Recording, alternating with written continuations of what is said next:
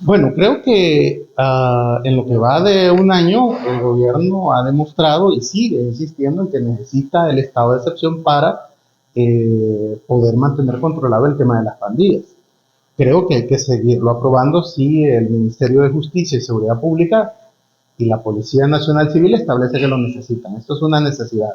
Ahora bien, esto no implica que las violaciones a los derechos humanos no van a ser perseguidas y los responsables, los funcionarios o empleados públicos causantes de violaciones a los derechos humanos no van a ser, digamos, perseguidos más adelante. Ya la Procuraduría para la Defensa de los Derechos Humanos ha establecido 3.300 violaciones a los derechos humanos, gente inocente que fue detenida y que ha sido liberada. Estas personas tienen la facultad de poder demandar al Estado por daños y perjuicios, según lo establece la misma ley, para que quede un precedente de que hay que detener a la gente que es criminal, que es pandillera, no detener a mansalva a gente que no lo es. Creo que esta es la lección que nos va a dejar el estado de excepción. Ahora, que si ha funcionado y que si el Estado lo necesita, sí, no podemos negar que ha funcionado y que si el Estado lo sigue necesitando, va a haber que implementarlo. Yo estoy totalmente de acuerdo. Eso es terrible. Sí, claro, porque primero están los votos en la Asamblea Legislativa. Entonces, por lo tanto, o sea, se va a seguir aprobando cuando así lo requiere el Ejecutivo. San Salvador está por cumplir 500 años dentro de 2 años, o sea, no podemos menos que alegrarnos de ver remozada la capital. Ahora bien, dicho esto, también hay que considerar que la capital son los capitalinos, es la gente. Y el problema de reordenar el centro pasa por desarticular las mafias que se establecieron alrededor de todo lo que conocemos como el centro histórico. Hay que tener en cuenta algo importante, trataré en breves palabras de definirlo. El desorden del centro de San Salvador comienza en 1986 con el terremoto de octubre de aquel año.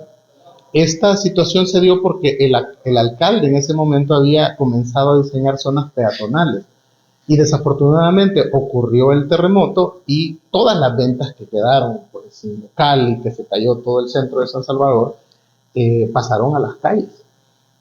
Después los alcaldes para poder recuperar calles y plazas, los alcaldes para poder recuperar con el tiempo las plazas negociaban con los grupos de vendedores que les decían desalojamos los parques pero nos vas a tener que dar calles aledañas. Y así se fue legalizando el ambulantaje en San Salvador.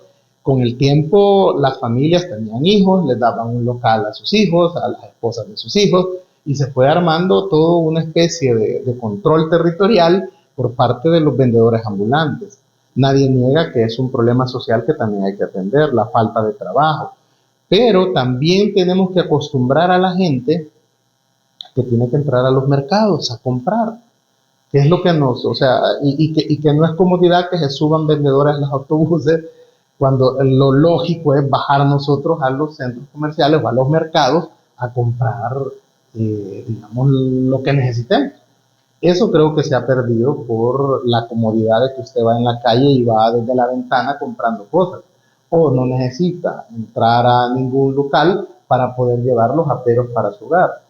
Ese es parte del reordenamiento. Tiene mucho que ver, por ejemplo, con que los autobuses paran donde quieren. Hay gente que quisiera que el autobús parara frente a su casa y lo dejara frente a su casa. Entonces, eso es también parte del reordenamiento territorial. La alcaldía está obligada a crear mercados para ubicar ahí a todos los vendedores y la gente debe de entrar a estos mercados a comprar y a no esperar que todo debe ser comprado en la calle.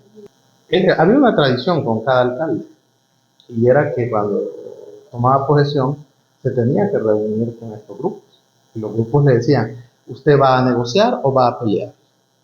Entonces los alcaldes optaban por negociar, porque recordemos, si me lo preguntan a mí, ¿qué fue lo que hizo caer como 10 puntos en las encuestas a Norman Quijano cuando fue candidato a presidente? Fue el desalojo violento que hizo en el centro de San Salvador siendo alcalde, porque no fue la forma adecuada.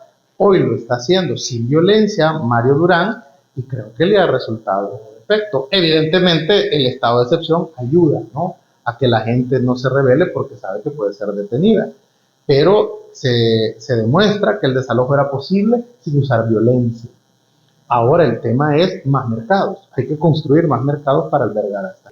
Lo que sucede es que tenemos que entender algo. El Salvador es firmante del Pacto de Derechos Civiles y Derechos Humanos de San José, que es la Corte Interamericana de Justicia, que es donde se está vinculando el caso Beatriz. En este sentido, una sentencia de la Corte Interamericana de Derechos Humanos es vinculante para El Salvador. Que la Asamblea diga que no va a legislar o no va a legislar, pues bueno, si hay una sentencia, es obligatoria en este caso para El Salvador. Esta Corte Interamericana de Derechos Humanos está incluso por arriba de la Sala de lo Constitucional en materia de derechos humanos. Así ha firmado El Salvador ese tratado.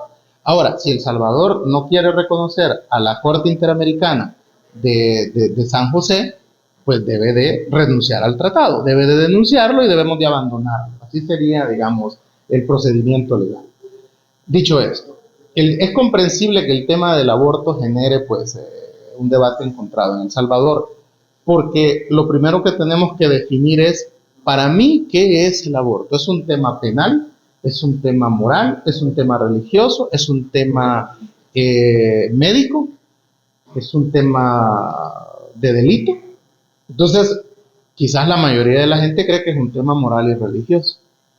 Y por eso el 80% de los salvadoreños está en contra del tema del aborto. Ahora, el punto es, está bien, está totalmente prohibido, pero ¿cómo vamos a resolver los problemas cuando peligra la vida de la mujer frente al aborto? ¿Bien? Ese es el caso Beatriz. El caso Beatriz es porque era un aborto, un embarazo de alto riesgo y pudo haberse evitado en los primeros meses de gestación. Y no se digamos, evitó, sino que se esperó hasta que naciera el bebé y muriera, ¿verdad? Porque se sabía que iba a morir. No es porque Beatriz murió a causa de su embarazo. Lo que pasa es que en El Salvador hay un número importante de embarazos ectópicos, que son cuando el feto nace o se va gestando fuera del útero. Esto produce que en la medida va creciendo, van pasando los meses, la mujer puede morir desangrada. Entonces, aquí hay una situación grave. Si tú vives en la ciudad, no hay ningún problema, porque vas al hospital más cercano, que están por todos lados, y te salvan la vida y no pasa nada. Pero si vivís en el campo, si vivís en un caserío, si vivís en una montaña, que no podés llegar rápido a un hospital, entonces la mujer muere desangrada. Ese es el tema. Entonces, ¿cómo se va a resolver eso? Desde el punto de vista médico se establece que solo en los primeros meses de embarazo tenés que, en este caso, amputar o abortar, ¿verdad? Ese feto que está creciendo fuera del útero para evitar que la mujer pueda morir desangrada. Entonces, eso es lo que se está debatiendo en la Corte Interamericana de Derechos Humanos. ¿Se va a poder hacer, digamos, esto en los primeros meses o no? Eso es el debate. Y el caso de Beatriz es porque se pudo haber hecho en los primeros meses, no porque murió ella a causa del aborto. Ella muere por un accidente de tránsito, no muere por lo del aborto, pero su caso es ejemplarizante en este sentido. Yo creo que es un problema médico que debería de ser tratado primero por los médicos en cuestión y por la mujer o su esposo o su familia que esté en una situación de esa. Porque, vamos a ver, un niño o una niña que nace con problemas de malformación, que va a necesitar toda su vida medicamentos o un equipo especial para poder sobrevivir, el Estado abandona a esa familia. Entonces, vaya, dejemos que esa familia tenga a ese niño, pero ayudémosle también, que de eso nadie habla, de que es dinero. Dinero para que la mamá pueda cuidar con alguien especializado a esta criatura por el resto de su vida. ¿Qué es lo que vemos, por ejemplo, allá en Oriente? Que la gente tiene que andar pidiendo sillas de ruedas. Entonces, el Estado debería de poder abastecer a estas familias de esas sillas de ruedas para toda la vida. ¿Cuál es lo otro? Una mujer violada. O sea, una mujer violada va a tener que criar a su hijo resultado de una violación, de un acto violento. Entonces, ayudémosle también a estas mujeres, ¿verdad? Ayudémosles a ese niño hasta los 18 años para que crezcan con salud mental. Pero el Estado se olvida de esas personas. Entonces, yo creo que ese es el tema que también deberíamos discutir. Prohibamos todo, pero entonces hablemos de dinero. ¿A quién va a pagar esas cuentas de salud mental y médicos de niños que necesitan atención para el resto de su vida? Y prohibámoslo. Pero nadie está hablando del tema económico. Yo creo que ahí sí se comete una injusticia. Bueno, creo que han abierto una puerta que es de alguna manera complicada y le da miedo a muchos partidos políticos porque se pueden cambiar las reglas del juego. se podría eliminar la foto de la papeleta, por ejemplo, de los diputados y los alcaldes, se podría quitar el cociente de residuo, pero ahí tendrían que cumplir la demanda de la Constitución sobre la pluralidad dentro del sistema político salvadoreño. Es decir, ¿cómo se va a garantizar la pluralidad? El sistema político salvadoreño es pluralista. Entonces, no solo es con cocientes y residuos, pero entonces habría que reformar para votar por distritos. Entonces, pero la Constitución exige que sea pluralista el sistema. Entonces habrá que ver cómo lo van a sustituir, si es que lo sustituyen. Podrán reducir el número de diputados, podrán reducir el número de municipios, pueden cambiar las reglas por ejemplo, el cociente que se necesite para ganar, la mitad más uno es el 50%, ¿no? Hoy podría bajar al 30% o al 20%.